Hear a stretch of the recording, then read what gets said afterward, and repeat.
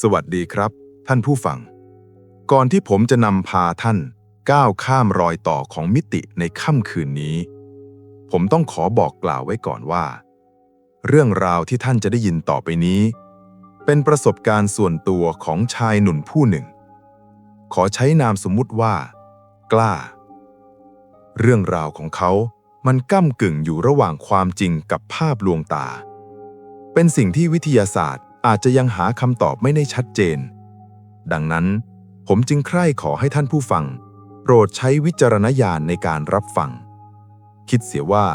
เป็นนิทานกล่อมประสาทในยามวิกาลหรือเป็นอุทาหรณ์สอนใจคนเดินทางก็แล้วกันครับเคยมีคนกล่าวไว้ว่าการเวลาไม่ได้เดินทางเป็นเส้นตรงเสมอไปบางครั้งมันก็ขดตัวทบซ้อนและเหลื่อมล้ำกันราวกับภาพซ้อนในแผ่นฟิล์มที่ฉายผิดจังหวะในมุมมืดของห้องเช่าแคบๆที่เราคุ้นเคยท่านแน่ใจได้อย่างไรว่าพื้นที่ว่างเปล่านั้นว่างเปล่าจริง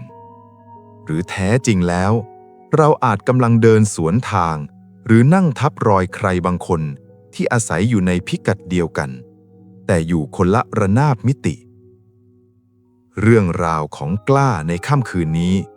จะพาท่านไปสัมผัสกับรอยรั่วของมิติเมื่อกระจกเงาบานหนึ่งไม่ได้ทำหน้าที่แค่สะท้อนภาพปัจจุบันแต่มันคือหน้าต่างที่เปิดอ้าไปสู่ห้วงเวลาที่ถูกแช่แข็งเอาไว้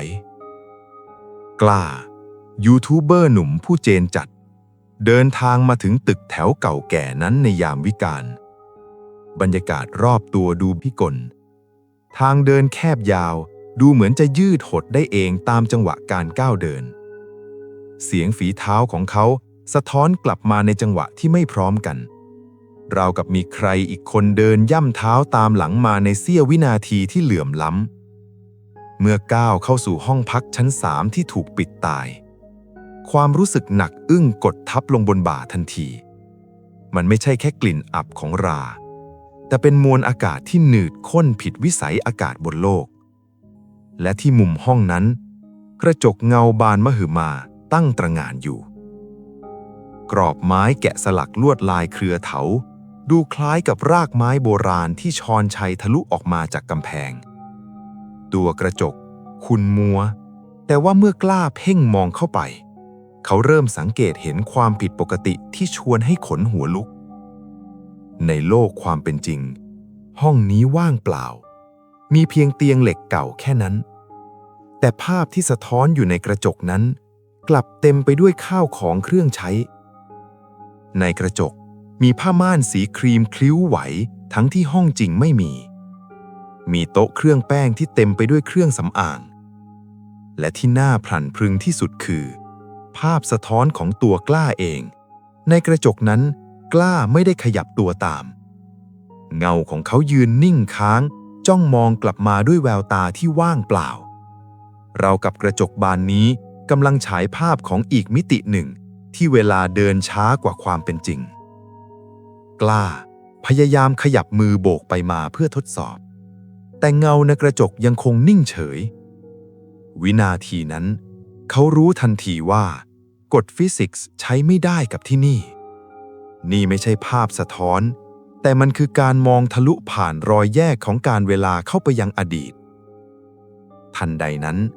ผนังห้องดูเหมือนจะขยับเข้าบีบอัดและในโลกหลังกระจกนั้น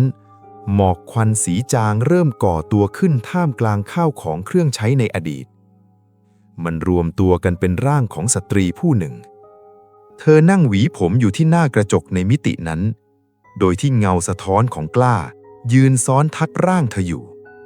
มิติของคนเป็นและคนตายกำลังซ้อนทับกันจนแยกไม่ออกนวลค่อยๆหันหน้ามามองที่หน้าต่างบานนี้สายตาของเธอทะลุผ่านการเวลามาสบตาคู่นั้นของกล้าในโลกปัจจุบัน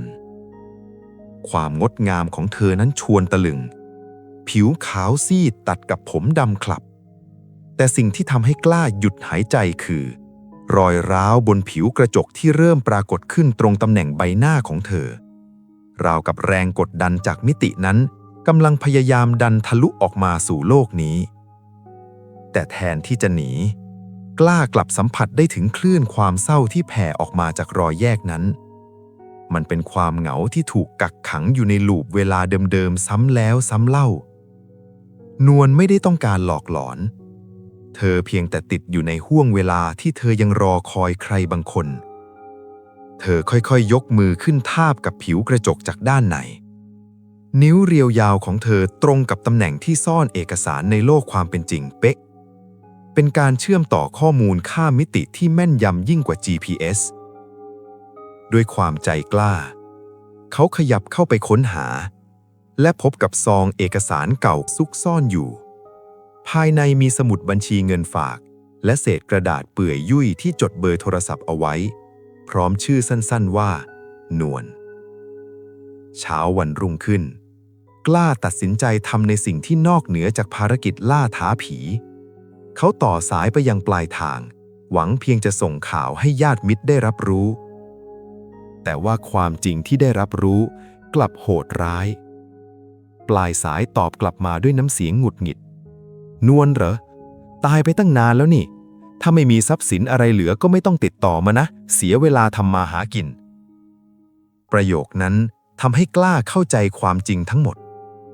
นวลถูกทิ้งไว้ข้างหลังทั้งในความทรงจำของผู้คนและในมิติเวลาที่หยุดนิ่งเธอรอคอยการกลับบ้านที่ไม่มีวันมาถึงค่ำคืนนั้นกล้ากลับมายืนหน้ากระจกอีกครั้งภาพในกระจกเริ่มสั่นไหวอย่างรุนแรงข้าวของในมิติอดีตเริ่มเลือนรางเหมือนสัญญาณภาพที่กำลังจะขาดหายกล้าเอ่ยถ้อยคำปลดปล่อยดวงวิญญาณส่งผ่านความปรารถนาดีทะลุกำแพงมิติเข้าไปนวลลูปเวลานี้จบลงแล้วไม่ต้องรอคอยในห้องนี้อีกต่อไปประตูมิติเปิดแล้วออกไปเถอะสิ้นเสียงกล้าร่างของนวลในกระจกยิ้มรับเป็นรอยยิ้มที่สว่างไสวจนแสงนั้นกลบภาพข้าวของในอดีตจนหมดสิ้นกระจกสว่างวาบขึ้นหนึ่งครั้งก่อนจะดับวูบลงเมื่อแสงจางหายภาพในกระจกกลับมาเป็นปกติสะท้อนภาพห้องเช่าที่ว่างเปล่าผ้าม่านและโต๊ะเครื่องแป้งหายไปเงาของกล้าขยับตัวตามปกติแล้วรอยต่อของมิติถูกปิดลงพร้อมกับการจากไปของดวงวิญญาณที่ถูกปลดปล่อยท่านผู้ฟังครับบางทีผีอาจเป็นเพียงพลังงานความทรงจำที่เข้มข้นจนประทับรอยในการเวลารอวันที่มิติจะเปิดออกเพื่อให้ใครสักคนเข้ามารับรู้เรื่องราวก่อนนอนคืนนี้